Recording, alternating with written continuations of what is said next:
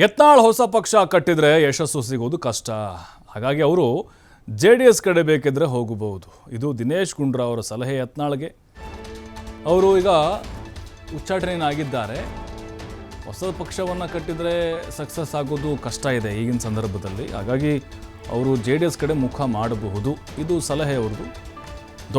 ದೊಡ್ಡವರೇ party ಹುಟ್ಟು ಹಾಕಿದ್ರು, ಆದರೆ ಯಾರೂ ಕೂಡ ಯಶಸ್ವಿ ಆಗಲಿಲ್ಲ BJPಯಲ್ಲಿ. ಯತ್ನಾಳ್ ಗೊಂದಲದಿಂದ ಪಾರ್ಟಿ ಹುಟ್ಟುತ್ತಾ ಇದೆ. ಯತ್ನಾಳ್ ಯಾವುದೇ ಕಾರಣಕ್ಕೂ ಕಾಂಗ್ರೆಸ್ಗೆ ಬರೋದಿಲ್ಲ.